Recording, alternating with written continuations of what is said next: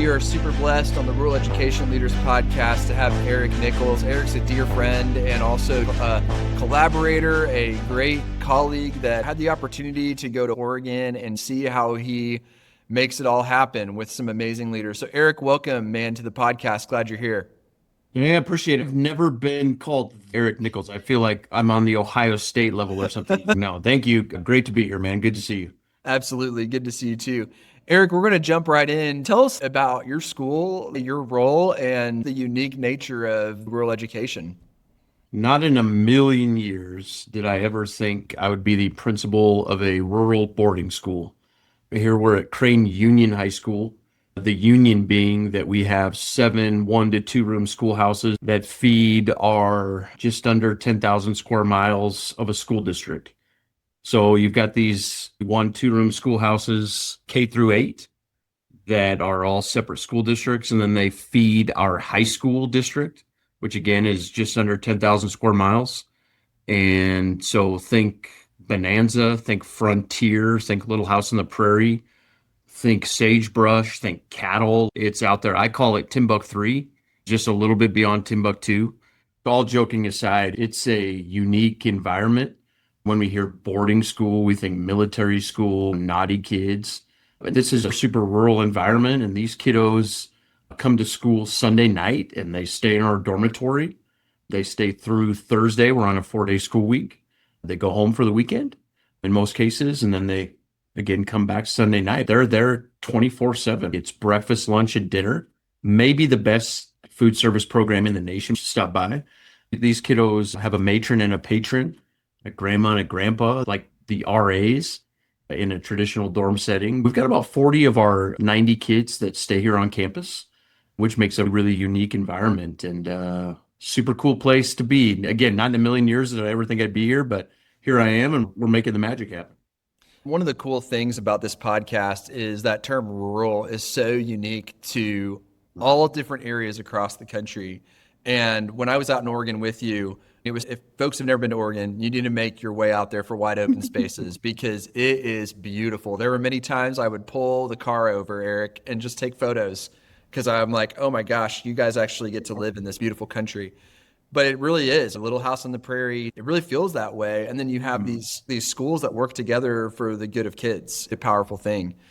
Tell us a little bit about your story, just as your story in educational leadership. What drew you to rural education? That's a good question. So I grew up in a rural, has tons of different definitions. Working on my dissertation, like all the different definitions of rural. So I grew up in a town of a little less than 10,000, but then beyond that a little bit, and we actually drove through it. My grandparents were about 15 miles away in a 300-person town. And we just lived out on the outside of that. And anyway, super great environment to grow up, and freeway that went through there. But we got a McDonald's when I was in like 5th grade. It's rural. We would make these 5 6 hour bus trips for these sports trips because that was your league, because 2 hours away was the nearest Walmart. Grew up very rural in that setting, a couple hours away from Boise, about 4 hours away from Portland, those metropolis areas. Loved it. Had a great experience growing up, had a great relationship with our custodian who would let me in the gym, let me in early. You could stay there till 9 p.m. at night, and you could come in early and work on the yearbook and all the homecoming activities. I had that pinky swear deal. I won't cause problems if you don't tell. I had a great relationship with my high school principal and teachers. So I really did school. School was my life growing up. And went to college, wasn't sure what I was going to do. So I fell in love with the political sciences because of a teacher, a professor.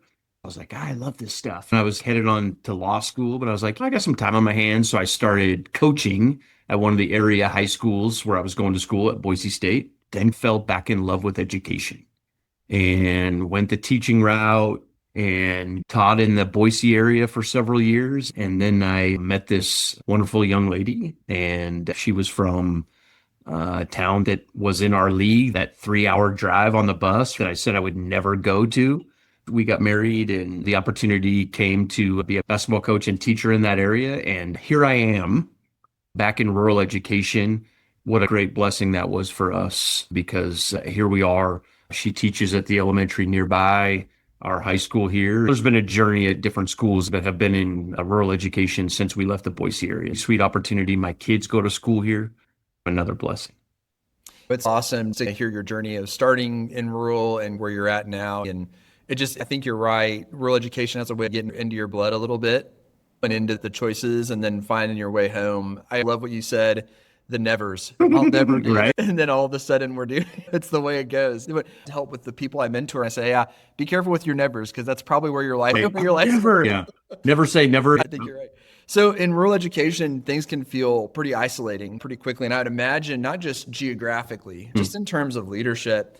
And where was that moment for you, the get out of your office moment where you said, we need a stronger network for rural leaders in Oregon, especially Eastern Oregon. And now you're moving over to Western Oregon as well. And you said, you know what, let's do this thing called Wide Open Spaces for leaders. When was that moment for you and what was that like? Holy moly. So those 3 hour, 4 hour, 5 hour bus rides as a teacher and a coach and like you feel it. Like I don't wish that on a lot of people, like those yellow bus rides for that long and our kids do it all the time. I took a middle school principal job here in our community at a neighboring district. I had a gentleman that lived nearby. He was a referee and Jim Vanderdawson was his name. Just an awesome individual. And he was my eye in the sky. He definitely was the lunch recess monitor from his neighboring window. And Jim would often come visit me in the mornings at that 5:30 slot when you're getting work done before staff get there. And my very first day of having kids on campus, very first day of school, Jim stops by and he walks up the stairs to my office and he comes in, how you doing, Eric? And he sets on my desk this gun clip full of bullets. He's found this underneath the tree outside. And I was like, what? My heart's going, it was already going fast because my first day with teachers and kids and first day of school as an administrator, went outside, a Winnie the Pooh tree, big hole underneath. There was a traveling Sirius radio and some evidence someone had stuffed some things under there. I felt very alone at that moment. Oh my gosh, what do I do? I went through the various phone tree things, really was scared for student safety, staff safety, but also for me because I didn't want to seem inept to my boss. I don't know what to do. That's silly right now because it's no, we're all doing this for kids and adults. Couldn't get a hold of my boss. And so I ended up calling my high school principal, who I talked to him yesterday. And he walked me through all the things that the safety plan says to do. And I ended up getting a hold of my boss prior to students coming and all worked out. The gun was actually left in the guy's rig that was where the gun clip and the Sirius radio, all students were safe, but still felt really alone. At that moment was where I realized I got to have some friends. Thank goodness I had someone to call, my ex-principal. I got to partner with the Oregon Department of Education and say, hey, I'm all out here by my lonesome. We had some school improvement dollars we got to use on some networking opportunities. Brian Putnam is now living up in Washington, and Mark Redmond, my good friend at Malheur ESD, had the brainchild for something we ended up calling Wide Open Spaces, where we can talk shop about rural education, get together in the same room, break bread. We can meet like this over Zoom, and we can talk rural education, and we can talk real. We can talk about the 4 hour bus rides. We can talk about the fact that I have to drive bus sometimes, that I have to serve lunch. But there are uniquely rural situations where I might be mowing the lawn tomorrow before graduation. There are some uniquely rural things. It's because of physical distance. We just don't get to walk across the hall and talk to another administrator. This happened with this situation. Yeah, we can pick up the phone, but it's just not the same. Nothing against urban, suburban, but it's not quite the same because I just can't drive over to see you. It's going to take 4 hours or 24 hours. It's just not the same. And so you have to get together for those relations to really spark, for us to be able to have a relationship via Zoom or the phone. That's why Wide Open Spaces. So I have someone to call when that Winnie the Pooh tree has a Sirius radio and a gun clip underneath it. When that student discipline situation or that board member situation, all the things that we can collaborate, because this office, I would love to have 5, 7, 8 people in here collaborating together, but guess what? It's just me. So that's why wide open spaces. Man, that's so good. And that it came from a place of needing that connection, but then you just didn't sit in that. You took action and you gave yourself the permission to get outside of your office and to connect with people. And being at Wide Open Spaces, I think you've created that. I think you've created a place where people feel that as well beyond just that personal need that you felt. So at Wide Open Spaces, it's a place where folks can be inspired, connect, and breathe. Eric, go a little deeper in your vision for Wide Open Spaces. How many years have you been doing it? Fill everybody in the story there. Eric, what's the hope you want people to walk away with after Wide Open Spaces? Hmm. Gosh, I wish I had the statistics. I need a little elevator speech for it, but we were pre-COVID several years. Then we took some breaks due to those situations. We would gather in Central Oregon.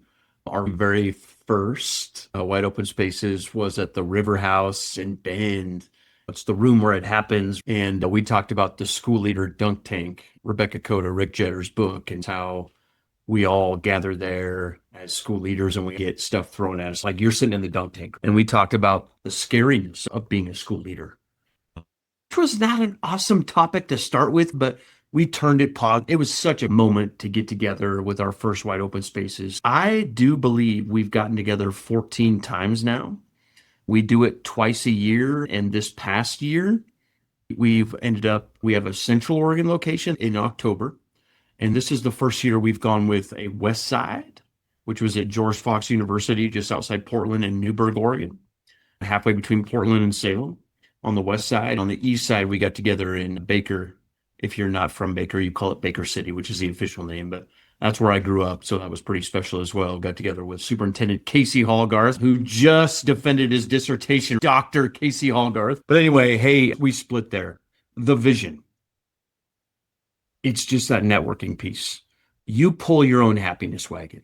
We're always going to bring in folks. We're going to have a theme. We're going to bring in Will Darter. We're going to bring in Phil Boyd. We're going to bring in Shelly Burgess, Beth Huff. We're going to bring in some speakers and have those opportunities. But if you connect with somebody and you need to talk about doing your Title I federal plan or your school improvement plan, or you connect with somebody around a board situation that you want to collaborate, go do that. We're getting together to pull your wagon of need and spark some ideas. That's the vision. But it's just networking. It's getting together so you have somebody to call in that time of crisis, or you have somebody to call to celebrate. Dude, you're not going to believe this. We just had 95% of our kids pass the science state assessment. And those moments, that's the stuff. It's very organic. Again, pull your own wagon, man. Fill your wagon with what you need. And if it's really heavy, then pull away.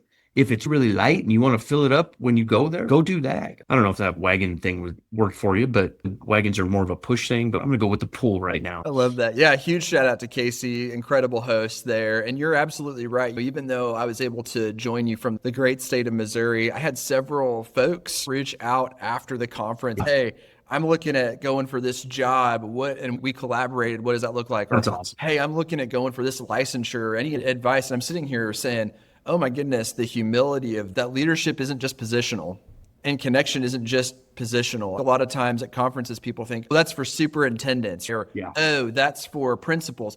When I went to Wide Open Spaces with you, Eric, every level was represented of leadership in rural education. That's powerful. If you're a counselor, I'm thinking about getting into rural leadership, if you're a ex-superintendent, expert, like whatever, like the power of the room is the room, which is, we have this phone book I'm super proud of. It's a Google slideshow.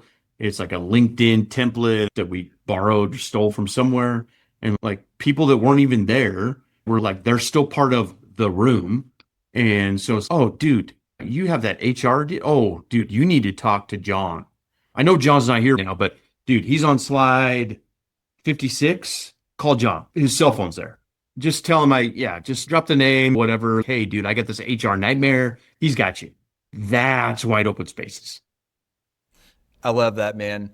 Eric, what would you say to the rural leader who's listening now, who's feeling maxed out? It's the end of the year. They're feeling alone. What's the straight talk that you would say to them as someone who's lived it, someone who's leading through it? What would you say to that person? So This is going to be a long answer. Rural is a choice. I was talking to somebody and I told them where I was at. And he's, oh, I'm sorry. And I'm like, sorry for what? I'm like, I love being there. It's not like this invisible ladder of, hey, I'm at a small school or I'm at a rural school. Like it's like a death sentence. No, I choose to be here. I love it here. If I didn't want to be, I wouldn't be here. Like bigger schools are like the mecca. No. And yes, there are beautiful, awesome big schools. Love that. And that's their choice. But we choose to be here because there is magic in these places. The community, all the pluses of rural, it's a choice. And so just remember the magic, remember the great things that you have created within your school because it's tough. You get to walk down aisle 7 at your local grocery store and see those people that you know and see that person that you may have taught 7 years earlier and all those things, all the pluses. And when you go get your oil changed, and the fact that dude was a junior at the high school and he's working at the local oil, you know everything. And there's pluses and minuses about that. But the pluses, focus on the pluses. And number 2, don't do it alone. Do not do it alone. There are thousands of rural leaders out there, thousands and thousands of ex-rural leaders, Twitter, Instagram, phone, whatever, reach out. It's not hard to find me on social media. It's not hard to find Crane Union High School, the website. Call Eric Nichols. I got you. If you're in rural Pennsylvania right now, give me a shout. Let's talk shop. I got some things I got to do today, but we'll find a time. Don't do it alone. Do not do it alone. That's the number one message. Doing it alone is only going to create potential headaches. So let's reduce the potential headaches and attack this stuff together. I love what you're saying, and it is genuinely true about who you are in the time that we've gotten to know each other. You are the epitome of pick up the phone and call me if you need me, and you're always there for folks. I know you've been for me many times. Appreciate you. Eric, how can people stay connected to you? What can they do to make sure that they know what's going on with Wide Open Spaces, maybe to get out there? What can they do to find you and stay connected to you? I love your point about don't do it alone. I was able to get a Crane Mustang hoodie. Anything nowadays, you can get it on. So take Eric's advice. Don't do it alone, but stay connected to him. I'm trying to be more active on Instagram, Twitter, etc. But Eric Nichols, I was taken. So it's at I am Eric Nichols. You Google me, rural Crane, CRANE. Just Google Eric Nichols, Crane, rural, call, text, whatever. I am Eric Nichols at Gmail. That's just the deal. Hashtag wide open space, anything like that. I'm not hard to find. There might be some bad press out there too. I don't know. But holler. Like you said, always good and the bad. Eric, the way we wrap our show up is, and we talked about this at Wide Open Spaces, down in rural roads, especially here in Missouri, there's always those billboards out there. And you drive by them. Some of them are silly. Some of them are serious. Some of them are too serious. But as you're driving by, there's always a message. So as folks are wrapping up this podcast today, and you were to look at Eric Nichols' billboard on the side of the road, what would that billboard say to rural leaders about rural leadership, about rural education? That's a big question. That's that. What do you want the dash mark to say on your headstone? Something I say all the time. And someone sent me, it's sitting back there. I got to get it plugged in. I got to get some USB port back there, but you can see it says game on. That's how I try to live every single day. It's 9:30 here now, 9:30 a.m. I just got a shower at 8:30 because I opened up the gym this morning at 5:30, had some kids coming in to shoot, boys and girls, had a shooting machine, had some others doing some dribbling. Then I had some professional development with Wide Open Spaces, some online professional development about celebrating our staff here. By the way, check this out. The golden lunch tray. I just got that from Stanfield.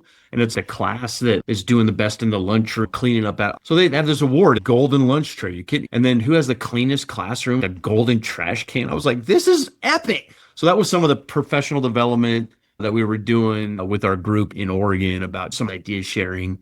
But so then I had some collaboration with our FFA gal and our FFA instructor, advisor, and our social studies teacher about how we can do some cross curriculum. I'm in my sweats.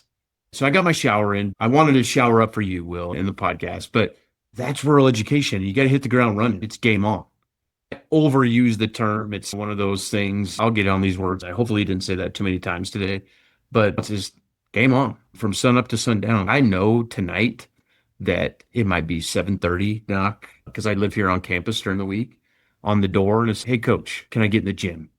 Or hey, I forgot my algebra book because we got 40 kids living here on campus in my locker. Can I get in the school? It's game on. So from Sunday through Thursday here on campus, we're doing it for kids and we're doing it for each other because it's not the Crane kids. It's not the Burns kids. It's not the Evanton kids. No, they're our kids. We're here for kids. We're here for rural leaders. We're here for all leaders. We're here for all folks. We're here to help folks because it's game on from sun up to sundown. So my billboard, as simplistic as it is, and my dash, just game on. Man, that's so good. So good. Eric, appreciate you. Hey, we should do a Wide Open Spaces Midwest, my friend. Look out. Let's do it. Hey, game on. Eric, thanks for joining us on the podcast today, man. I appreciate you.